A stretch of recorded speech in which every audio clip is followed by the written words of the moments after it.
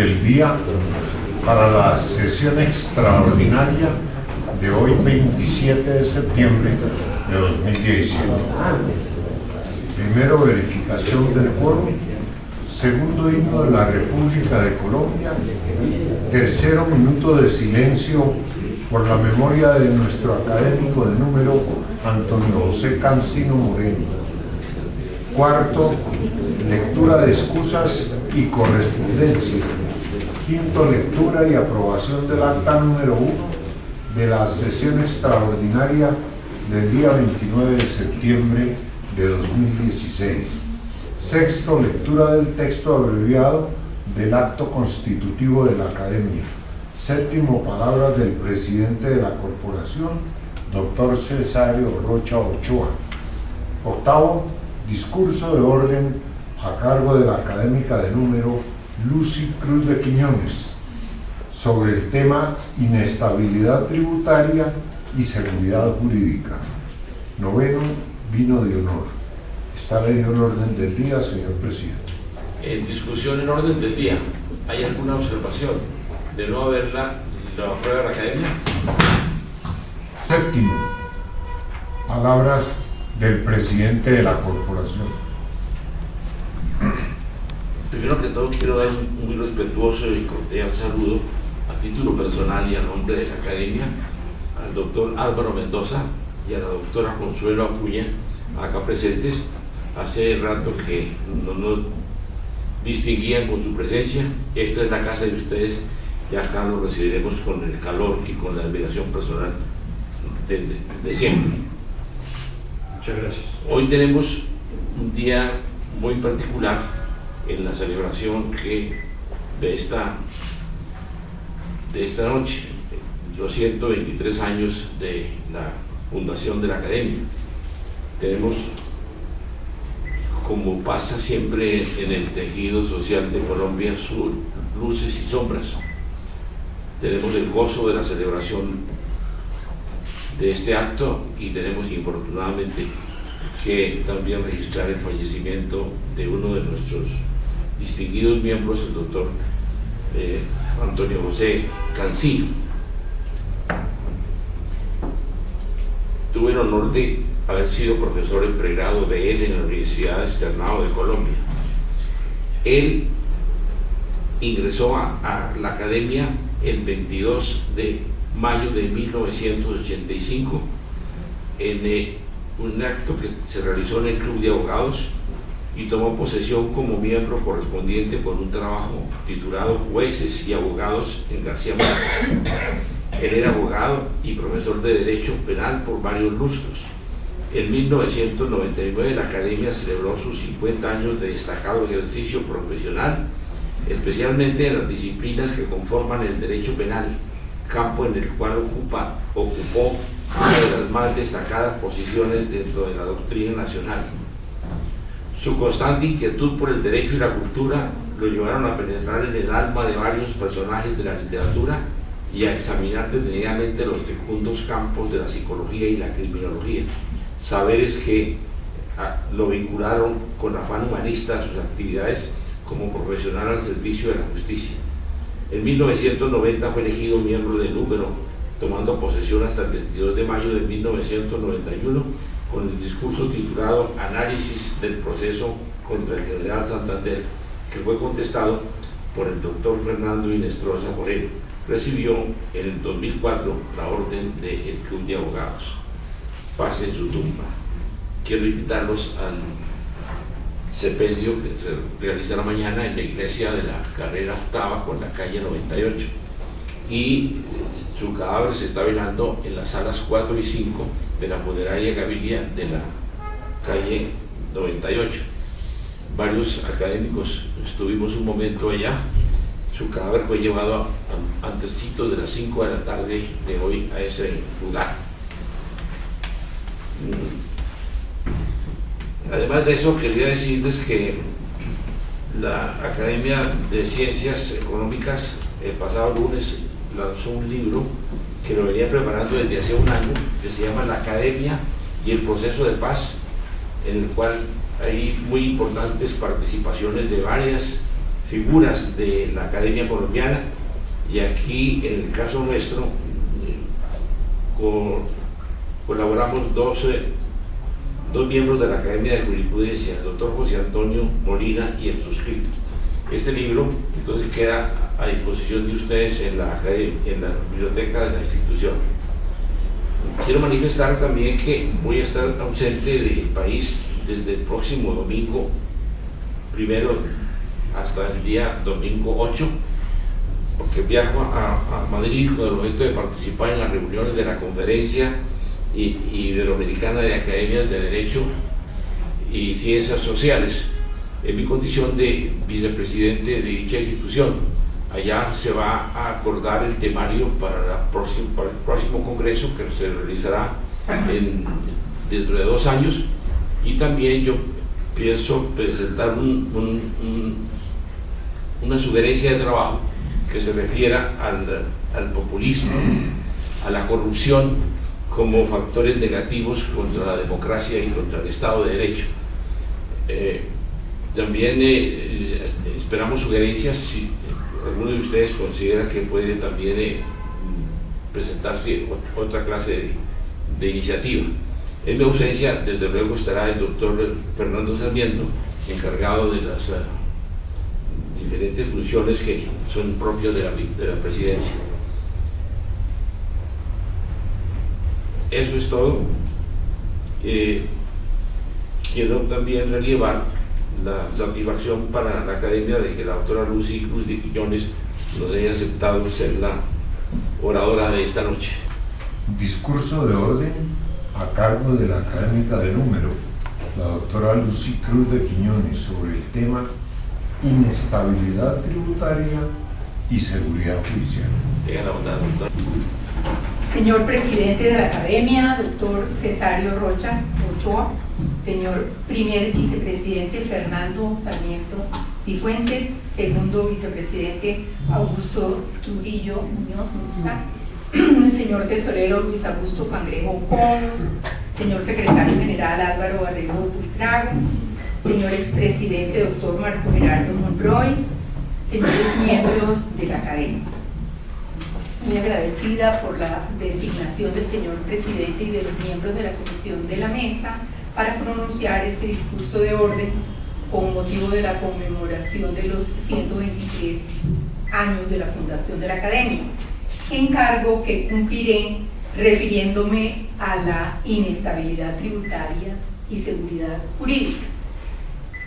Dijo Saramago en El equipaje del viajero que, a diferencia de lo que afirman los ingenuos, y todos lo somos una y otra vez, no basta decir la verdad. De poco serviría en el trato con la gente si no es creíble, y hasta debiera ser esta su primera cualidad. La verdad solo es medio camino, la otra mitad se llama credibilidad. Hoy quiero referirme a ciertas normas tributarias que han perdido su credibilidad, carecen de esa cualidad, no logran concitar la confianza basada en su corrección o en su permanencia. En esas mismas normas se ha dicho que se incentivan conductas ciudadanas que se consideran deseables para la sociedad, pero luego el legislador se desdice o contradice su más reciente mandato. La seguridad jurídica es un valor indiscutible al que aspira el ordenamiento jurídico, de tal forma que ningún jurista puede negar sus fundamentos o importancia. No obstante, solo cuando su contravalor se extiende como inseguridad, como incertidumbre, ambigüedad en el contenido de la norma, o como inestabilidad, como rápido ritmo de variación y ruptura de los compromisos básicos, surge un cierto pesimismo sobre la eficacia orientadora de la norma respecto de la conducta de los individuos. Y es a partir de ese momento que se exigen medidas que promuevan una mayor calidad en las leyes, una cierta permanencia para reafirmar la confiabilidad de los ciudadanos en el derecho y motivar el cumplimiento voluntario de las normas. Pérez Luño define la seguridad jurídica como un valor estrechamente ligado a los estados de derecho, que se concreta en exigencias objetivas de corrección estructural, por un lado, formulación adecuada de las normas en el ordenamiento jurídico, pero también una corrección funcional, es decir, cumplimiento del derecho por los destinatarios y especialmente por los órganos de aplicación. Así, junto con esa dimensión objetiva, la seguridad jurídica se presenta con una acepción subjetiva, encarnada por la certeza del derecho, como una proyección a las situaciones individuales o personales que tienen garantías estructurales o funcionales. En el derecho tributario se reconoce, por lo menos teóricamente, una seguridad jurídica reforzada, porque se trata de la confianza y previsibilidad sobre los efectos impositivos que se derivan de los negocios o actos jurídicos privados o de hechos de la naturaleza que atañen al individuo contribuyente. De allí que todas las constituciones modernas, sobre todo las de la posguerra, protejan al contribuyente en contra de las variaciones sorpresivas contenidas en la ley, en el reglamento, en el acto administrativo o en la jurisprudencia. Es decir, no solo se proscribe la retroactividad propia o de grado máximo, sino que se pretende reducir la irretroactividad impropia a través de la limitación en el tiempo de la mirada retrospectiva que haga el legislador sobre los efectos futuros de hechos o situaciones que pertenecen al presente y al pasado, así éstas no se hayan consolidado.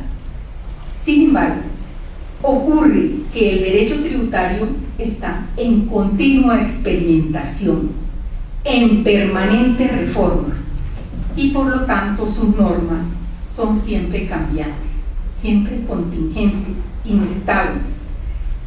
Casi que diría yo, es el reino de la anomia, donde todo puede pasar. Entonces, denominar las reformas como estructurales es entendible por la pretensión de relevancia y permanencia de las disposiciones que se aprueban, considerando que esas son las deseables o las óptimas dentro de lo posible. Pero en verdad, el producto legislativo tributario que se expide siempre como ley ordinaria, no tenemos nosotros leyes estatutarias en materia tributaria como algún otro país, y tampoco tenemos una codificación de principios orientadora y clasificadora del deber tributario. En nuestro país, entonces, decía, ese producto legislativo, además de ser deficiente por la forma atropellada en que se dan los debates, no logra trascender en el tiempo. Tras la promulgación de la ley, casi inmediatamente se revelan las propuestas de cambio para recomponer lo que no se comparte o para mejorar el resultado recaudatorio que siempre, invariablemente, es insuficiente. Los operadores jurídicos públicos y privados suelen manifestar su desconcierto ante la falta de coherencia de muchas normas nuevas que no armonizan con las preexistentes, que sin embargo se mantienen en la codificación estatutaria entre comillas, nuestro estatuto, no una ley estatutaria sino un código. Considerando que en la fase aplicativa de las normas los contribuyentes tienen la libertad de tomar sus propias decisiones al tiempo de aplicarlas y que son ellos los que hacen por sí mismos la primera interpretación del derecho en sus declaraciones y autoliquidaciones según el conocimiento de sus negocios, actos, contratos y hechos generadores de riqueza, resulta que muchas veces la regulación privada y contractual que ellos conocen no armoniza con las características que la norma tributaria reconoce a tales actos. Hasta allí el conflicto no es distinto del que se presenta en otras áreas del derecho. Y sería aceptable, dada la autonomía calificadora del derecho tributario, El problema comienza a presentarse cuando se presume que las cosas no son como ocurren en la realidad, sino como resulten mejor a efectos recaudatorios. Las reformas no incluyen toda la información relevante, no dicen cuáles son las injusticias que se deben corregir, cómo se sienten los contribuyentes con las nuevas normas, cuáles son los umbrales de bienestar que queremos construir con el recaudo, quiénes se encuentran en condiciones de escasez, de manera tal que evaluar la validez moral del contrato social como contrato fiscal no puede ser más que un asunto intuitivo de recaudo. A mi modo de ver, esta situación de desorden o de incapacidad para proveer las soluciones que se requieren obedece a la falta de comprensión del rol del contribuyente y de sus expectativas en la tarea cooperativa de pagar tributos. El mundo tributario se alimenta de la acción colectiva, aunque no sea muy reconocida, para la cual los ciudadanos deben confiar, de alguna manera, en la planificación de sus acciones con base en el derecho. El contribuyente como persona elige una forma de vida compatible con la vida social, ajusta sus preferencias, se adapta a lo que la sociedad cree que es lo correcto y emprende sus negocios o actividades, pero lo hace bajo un entendimiento de justicia social, presente en el deber de contribuir, sin desatender el respeto y deber de cuidado consigo mismo y con su desarrollo digno.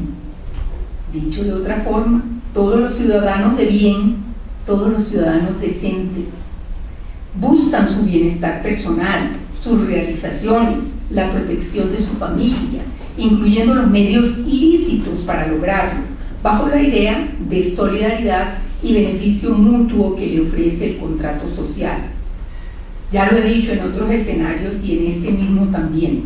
A través del sistema tributario se pretende conseguir el bienestar de todos, incluido el del propio contribuyente.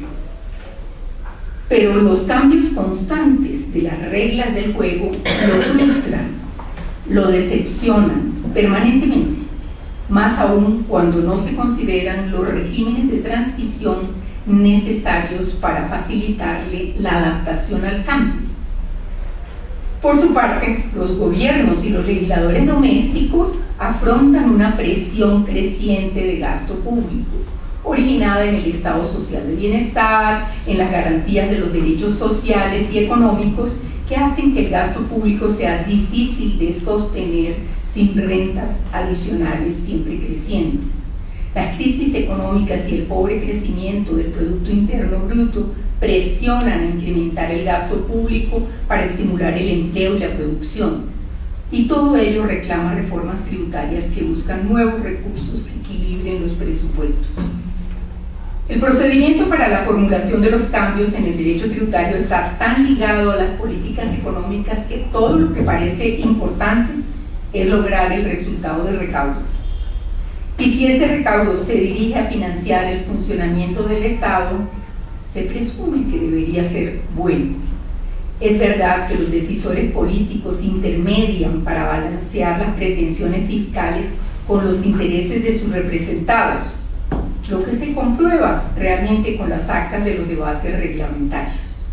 Sin negar la importancia del enfoque recaudatorio y del procedimiento formalmente deliberativo del Congreso, tengo que decir que a ese proceso convencer al contribuyente sobre la corrección de las nuevas normas se requiere un orden de unos principios estables, una concepción de justicia basada en las capacidades de los individuos que sostienen la arquitectura del gasto público. Lo cierto es que con este estado de cosas cada vez resulta más difícil para los contribuyentes planificar su futuro, considerando el aporte solidario que se impone a sus negocios, a sus consumos, a sus riquezas ganadas lícitamente, y cada vez es más difícil lograr el ideal de Kaufman, quien veía en la dignidad de la persona una clave para entender que el hombre es un ser orientado hacia la acción futura que busca con su actuación autónoma estabilizar su propio futuro dentro de la libertad y propiedad que le son inherentes.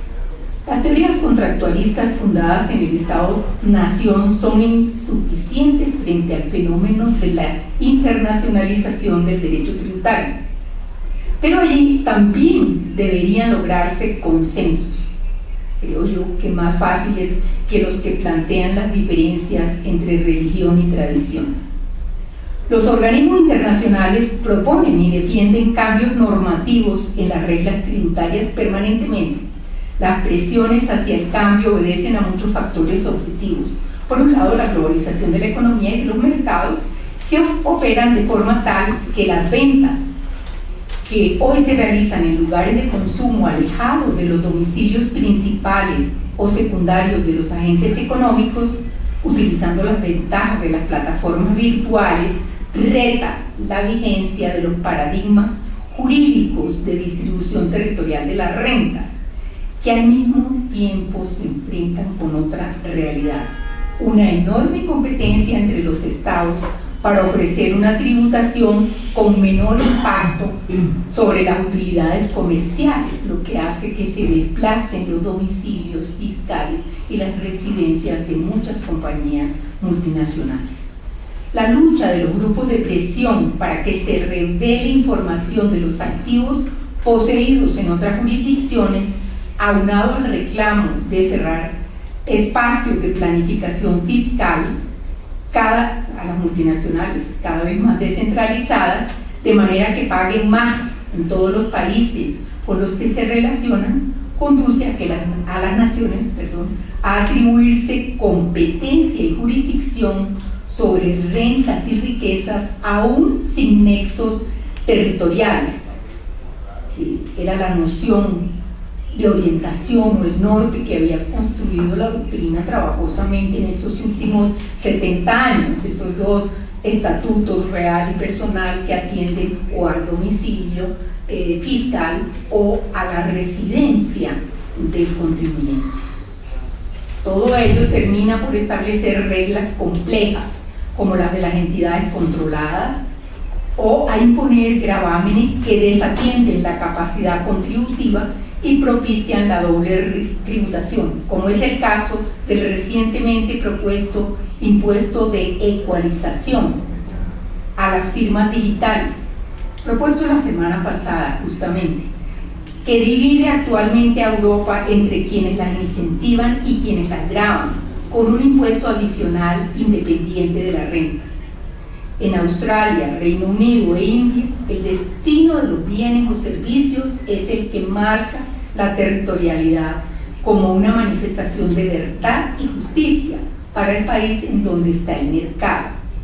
Estonia, España, Francia, Alemania e Italia luchan hoy porque las grandes multinacionales de tecnología como Amazon y Google paguen más impuestos en Europa y no en sus domicilios fiscales, a los que se les reconoce jurisdicción para el impuesto sobre la renta. La propuesta actual consiste en gravarlos por sus ingresos en lugar de hacerlo sobre sus utilidades, como reacción al fallo del Tribunal de Justicia de la Unión Europea contra Francia, fallo del mes de julio de este año, en el cual se decidió una reclamación de la Administración de Impuestos de ese país contra Google por 1.300 millones de euros en impuestos. El fallo defendió, como ustedes saben, los criterios de conexión territorial por el domicilio, de manera que como el contribuyente no tenía un domicilio afincado en Francia, correspondía que pagara sus impuestos en Irlanda a la tasa competitiva irlandesa del 12%.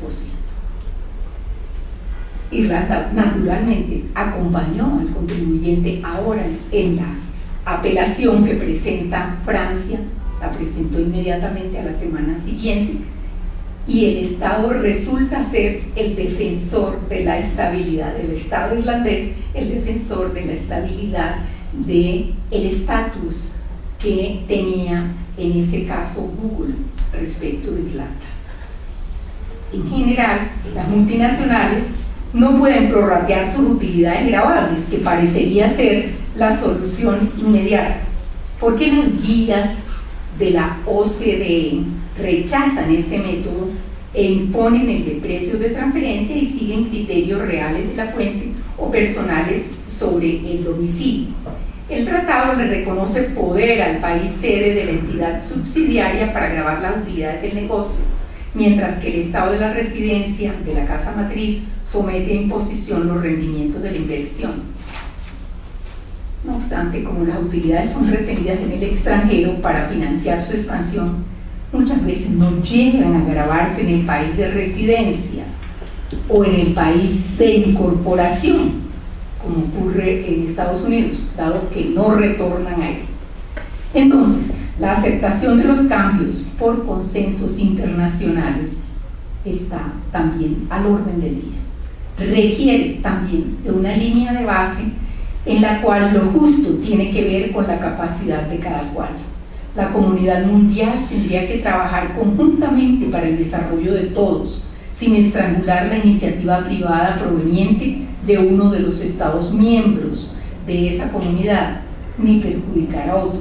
Se trata de un problema típico de acción colectiva, de la acción colectiva de la que vengo hablándoles, porque cada nación no puede decidir unilateralmente quién lleva la carga de sus propios problemas financieros, porque priva a los demás de sus propias bases contributivas.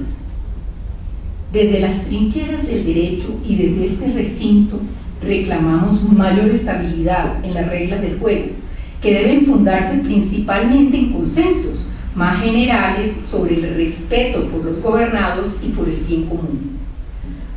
Conocedores como somos de la extrema complejidad de la legislación tributaria, sabemos también que no es posible lograr un mayor desarrollo en el derecho tributario sin las normas que siempre afectan el comportamiento de los seres humanos para su desarrollo y apropiación de bienes y recursos que trabajan, no tienen en cuenta precisamente la naturaleza humana.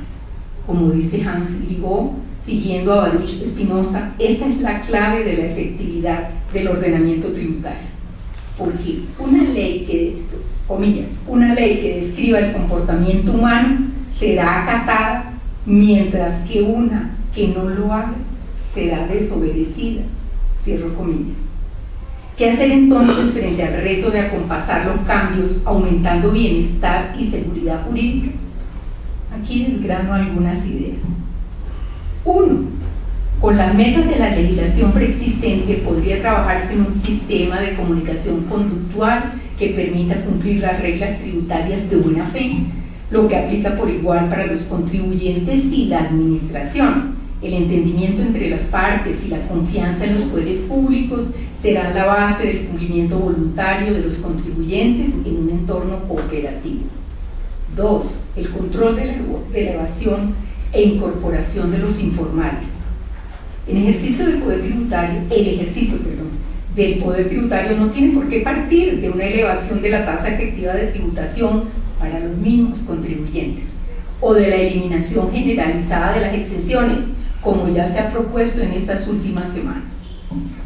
Cuando algunas de ellas son muy justificadas, como es el caso del régimen especial de las entidades sin ánimo de lucro o de los descuentos por donaciones a entidades altruistas, me inclino más por atacar la evasión e incluir una política de formalización de la economía, ya que mientras que la informalidad bordea el 50.8% de la economía, la evasión se cifra en un 40% del recaudo de IVA y cerca de un 30% del de renta.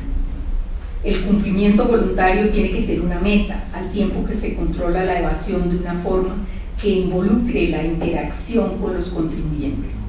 Adicionalmente, debe buscarse una menor presión fiscal para los emprendimientos, con reducciones de impuestos e incluso incentivos comparables a los de otros países a la producción y consumo, y quizá acceso a los subsidios previo cumplimiento de los deberes tributarios individuales, así resulte mínimo el recaudo en esos casos.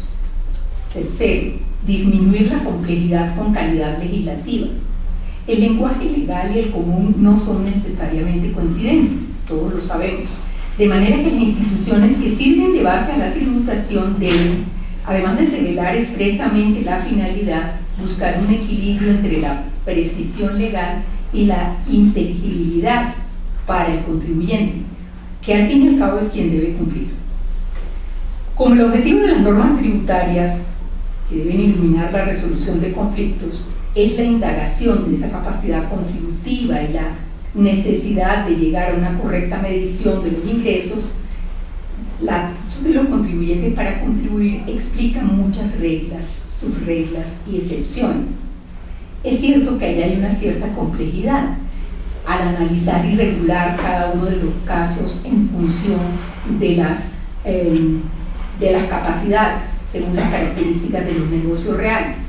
Pero la contrapartida es la claridad con que se establezcan esas reglas de manera que permitan tomar las decisiones del negocio con la porción de impuestos involucrados, aunque ese sistema de reglas resulte extenso. Luego, la complejidad indeseable es la que impide al contribuyente entender y cumplir la legislación, no la que se la detalla. La calidad legislativa profundiza, explica y resuelve los conflictos. Cuarto, interpretación principialista.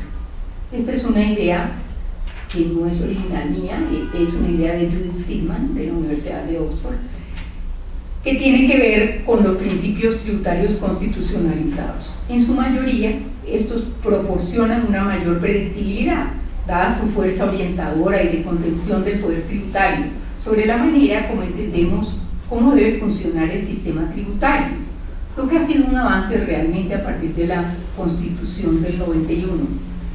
Pero los demás principios tributarios no constitucionalizados expresamente, como la prohibición de la doble tributación, la protección de las expectativas legítimas, la efectividad de las normas de incentivo o beneficio, siempre llega a las Cortes y no se soluciona en razón del interés recaudatorio, naturalmente, sino según los principios y el nivel de confianza en la legislación, en el gobierno y en la propia administración.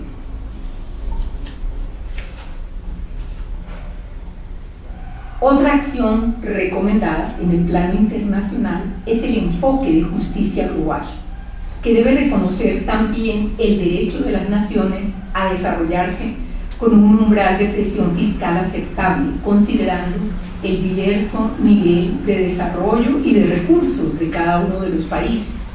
Naturalmente, los avances en el intercambio de información como mecanismo de cooperación para detectar evasores deben mantenerse. La simplicidad básica de los textos de los tratados debe complementarse con las provisiones que determinan cómo deben ser aplicados, con los comentarios, directrices y criterios suplementarios de interpretación que deben conservarse, sacrificando sencillez por seguridad. Aquí viene siempre el problema del déficit democrático, cuando la OCDE, los comentarios y las demás interpretaciones del software nos indican cuál es el camino para resolver esos conflictos. Sin embargo, pensamos que hay que seguir trabajando en ese entramado desde que exista una línea de base que tiene que ver con la justicia global de la que vengo hablando, que respete la diferencia también de los países y sus niveles de desarrollo y posibilidades de contribuir.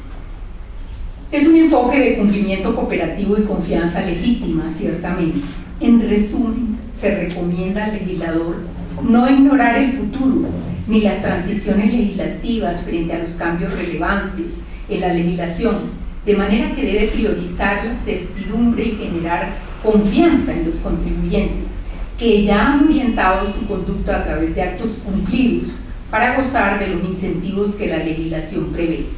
Una sensación de estabilidad, claridad legislativa, respeto mutuo y colaboración hace que la evasión fiscal disminuya, porque es mejor cumplirle al fisco como contraparte dentro de un sistema tributario justo, con metas comunes de crecimiento y entendimiento.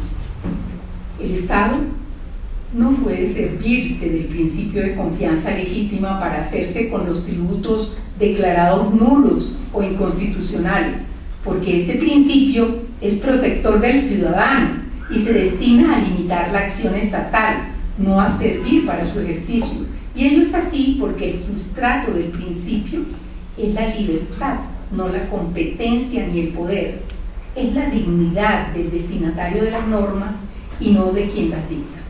Incluso la confiabilidad misma de la norma y la conocibilidad no van dirigidas a quienes son titulares del poder, sino a quienes deben cumplirla, que están protegidos por un estricto principio de legalidad, de manera que no existe una protección de las arcas públicas basadas en los efectos ex tunc de las decisiones judiciales, como dice alguna línea jurisprudencial. El principio de confianza legítima se refiere, y en esto hago eco de palabras de la Corte Constitucional, a la modificación paulatina y planificadora de las medidas que coartan las expectativas. Es muy curioso, la Corte Constitucional en materia de confianza legítima para el tema de derecho tributario ha reconocido su existencia frente a disposiciones que han regido durante mucho tiempo, porque los contribuyentes tienden a pensar que esa es la verdad, que eso es lo justo y que eso es lo duradero. Sin embargo, en los 3 o 4 casos en que ha tenido que juzgar la protección de la confianza legítima, que no ha sido objeto de normas de transición ni de protección para lo que llamamos atardeceres de los beneficios tributarios, no ha dado la inconstitucionalidad de la norma, porque siempre se ha ido a los argumentos tradicionales del derecho adquirido, que no existe en materia pública, o de las situaciones jurídicas consolidadas, que definitivamente son dos instituciones completamente alejadas del concepto de confianza legítima en expectativas legítimas que aún no se han consolidado. Y ese ha sido su pecado y su error. En esto tengo que reconocer y dar el crédito, todo el crédito al Consejo de Estado, que ha sido mucho más proteccionista de la confianza legítima en materia tributaria. Recientemente, y a partir de la sentencia del 5 de octubre de 2016, el Consejo de Estado protegió confianza legítima, también situación consolidada en el caso de los contratos de estabilidad, pero en otros casos protegió confianza legítima. ¿Y cómo lo ha construido la Corte Constitucional? Perdón, el Consejo de Estado.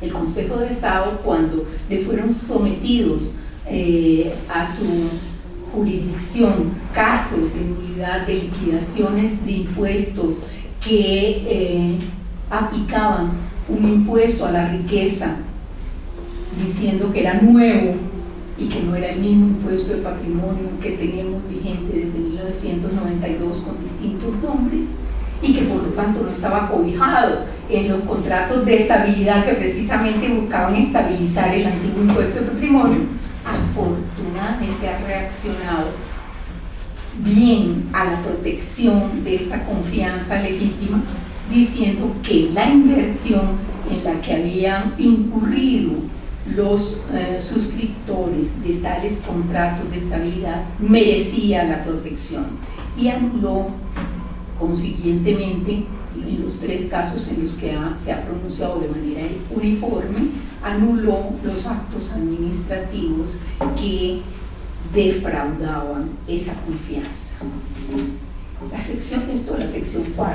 La sección 3 también ha sido muy receptiva a las doctrinas de la confianza legítima en materia tributaria, obviamente con otro enfoque, con el enfoque de la reparación directa, que es la que es de competencia de esa sección, en los casos exactamente consultados, en los cuales el contribuyente, a pesar de que no se ha dictado una sentencia de inexequibilidad o de nulidad del tributo, sin embargo ha confiado en un beneficio que todavía suponía vigente, o que devenía de un acto o de un hecho ese sí ya realizado, y por lo tanto ya no le pertenece al contribuyente, pertenece a la esfera del pasado. ¿Cómo ocurre, por ejemplo, con los casos de los emprendedores bajo la ley 1429? Muchos emprendimientos tenían la esperanza, la expectativa legítima de tener una exención que iba decreciendo. La ley 1819 simplemente la eliminó. No hay ahí una situación consolidada, naturalmente, nadie la alega, nadie la puede alegar. Tampoco hay un derecho adquirido para petrificar el ordenamiento jurídico, nadie lo alega. Es simplemente una expectativa legítima digna de protección. Claro, la tesis tradicional es: la Constitución no lo protege de la decepción. Usted está decepcionado de los legisladores o de su gobierno, no lo protegemos. Pero estas sentencias que se siguen, yo creo, por las doctrinas del Tribunal de Justicia de la Unión Europea, sobre todo por el caso Plantanor, que fue un caso pues muy sonado en la comunidad jurídica internacional y que tenía más o menos las mismas características. No sé si han leído algo sobre el caso Plantanor, pero vale la pena traerlo acá. El caso Plantanor era un caso de producción de energía eléctrica con base en un cultivo de plátano, y alguien hizo toda la inversión, cuantiosa inversión, en hacer esas plantas generadoras de energía con base en los cultivos de plátano.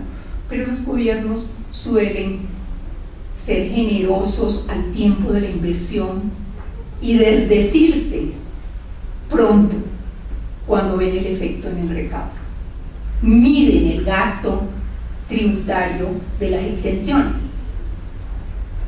de manera que esa exención no duró sino 3 años. Plantanor demandó y en primera instancia le fue muy mal. Le dijeron: no hay un derecho adquirido a mantener ese estatus durante 10 años o durante la amortización, durante el tiempo de la amortización de su plantación.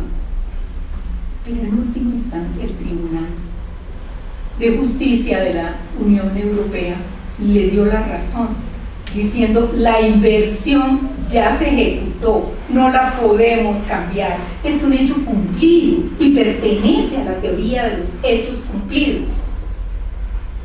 De manera que hay que proteger esa expectativa legítima y esa confianza. Eso, pues, creo yo que ha inspirado de alguna manera estas últimas sentencias del Consejo de Estado.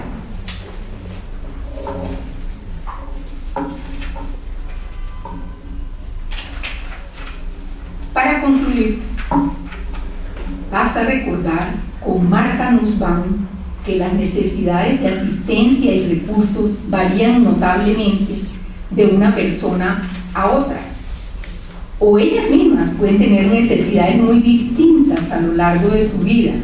Por ello, los beneficios tributarios se basan en el principio de la diferencia, según el cual las desigualdades solo están permitidas si mejoran a los demás y valoran las desigualdades antecedentes. Por ello, además de abogar por una mayor estabilidad de las leyes mediante procedimientos de mayor consenso que logren convencer al contribuyente de la corrección del sistema, en lo tributario abogo por un acuerdo que las partes deben respetar cuando la norma opera de alguna manera, tal como la ley vigente le permitió preverlos. El rechazo es para las reglas que crean restricciones desproporcionadas sobre actos o hechos cumplidos. Primero, porque atenta contra la autodeterminación activa para planificar las actividades propias, y segundo, porque de esta forma se alienta el pesimismo y la desconfianza en las instituciones y se merma la voluntad de cumplir el pacto fiscal, porque una de las partes, que no es el contribuyente ciertamente, miente constantemente. Y termino con Cicerón, con una frase que alecciona al gobierno en esta materia, cuando deshonra las promesas que ha convertido en normas. Aun cuando digan la verdad, los mentirosos nunca serán creídos. Gracias.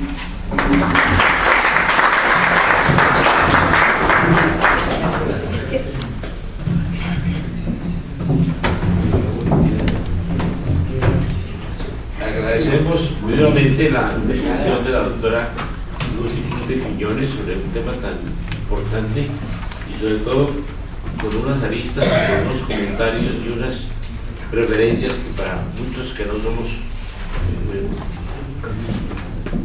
personas que estamos ajetreados en el derecho tributario, la recibimos de muy buena manera. Quiero destacar la presencia del doctor David Rubio, que es el presidente del Patronato Colombiano de Artes y Ciencias y el vicepresidente del Colegio Máximo de Academias. Agradezco también al doctor Juan B. Parada por ayudarnos como secretario ad hoc en esta reunión. ¿Tenemos algo más en orden del día? Bueno, vino de honor. Se levanta la sesión.